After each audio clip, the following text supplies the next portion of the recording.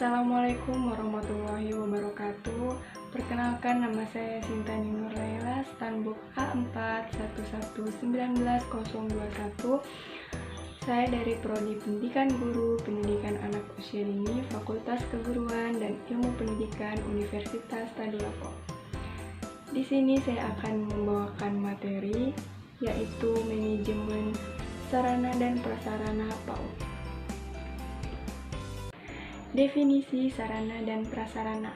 Sarana adalah segala sesuatu yang digunakan sebagai media atau alat dalam mencapai tujuan atau maksud tertentu.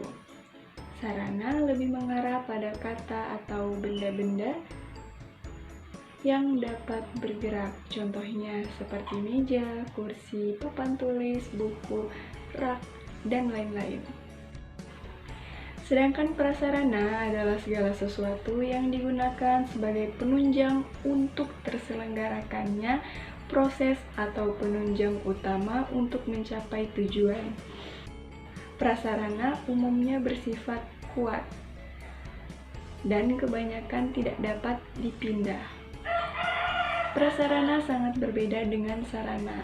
Prasarana sebagai contohnya yaitu lapangan, gedung-gedung sekolah, perpustakaan, dan lain-lain.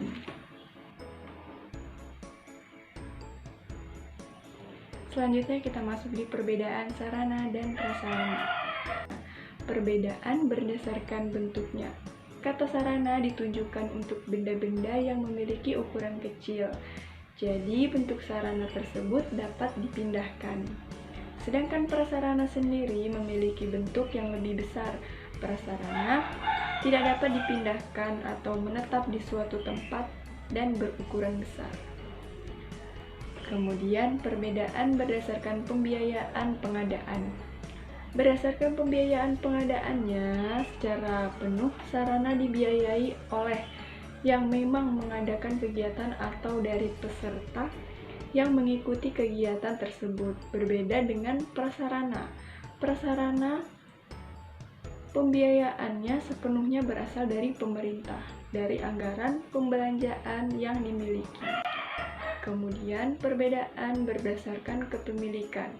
Jika dilihat dari segi kepemilikan, sarana adalah semua benda yang dimiliki individual, baik itu perorangan, swasta, maupun pemerintah.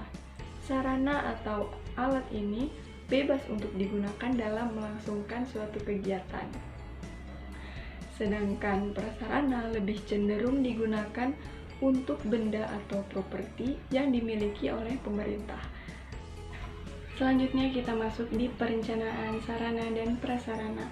Perencanaan dapat didefinisikan sebagai kegiatan menggambarkan terlebih dahulu kegiatan di masa mendatang atau memikirkan kegiatan di masa mendatang pada masa sekarang. Perencanaan ini terkait dengan sarana dan prasarana dapat berupa rancangan pembelian, pengadaan, perawatan, pendistribusian, atau pembuatan dan perlengkapan yang sesuai dengan kebutuhan. Selanjutnya kita masuk di tujuan perencanaan sarana dan prasarana. Tujuannya yang pertama yaitu dapat membantu dalam menentukan tujuan. Yang kedua, meletakkan dasar-dasar dan menentukan langkah-langkah yang akan dilakukan. Kemudian yang ketiga, menghilangkan ketidakpastian. Kemudian yang keempat, dapat dijadikan sebagai pedoman atau dasar untuk melakukan pengawasan, pengendalian, dan bahkan juga penilaian agar nantinya kegiatan dapat berjalan dengan efektif dan efisien. Hal-hal yang harus diperhatikan dalam perencanaan yang pertama, gunakan prosedur pengolahan sarana dan prasarana. Yang kedua, tentukan jenis, kuantitas, kualitas sarana dan prasarana yang dibutuhkan. Nomor 3, sesuaikan antara kebutuhan sarana dan prasarana dengan biaya yang tersedia. Kemudian yang keempat, sediakan dan gunakan sarana prasarana dalam kegiatan operasional. Kemudian yang kelima, penyiapan dan pemeliharaan sarana dan prasarana. Kemudian yang keenam, kumpulkan dan kelola data sarana dan prasarana. Kemudian yang ketujuh, atau yang terakhir, penghapusan sarana dan prasarana sesuai dengan prosedur yang berlaku. Pengorganisasian sarana dan prasarana.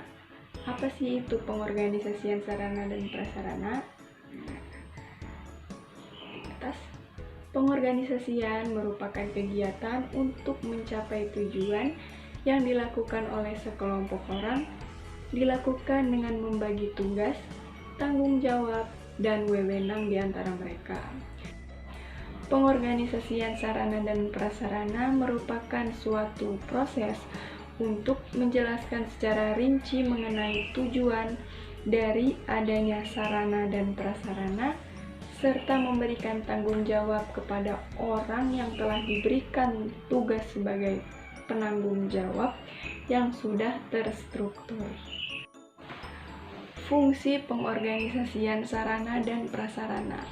Fungsi pengorganisasian secara umum adalah suatu kegiatan pengaturan pada sumber daya manusia dan sumber daya fisik untuk menjalankan rencana yang telah ditetapkan serta menggapai tujuan secara efektif dan efisien.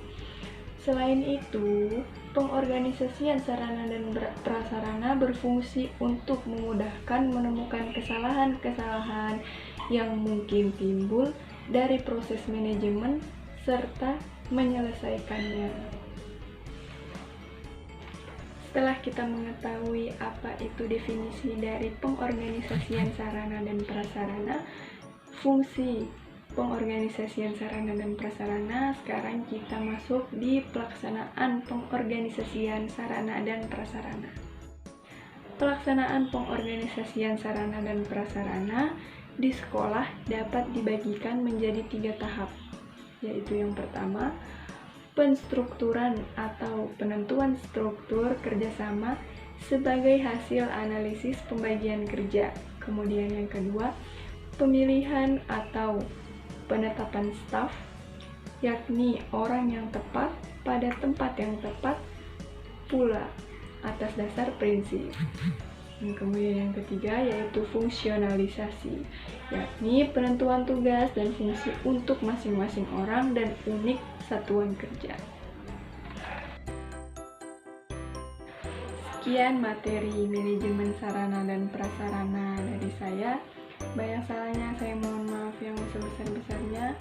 Wassalamualaikum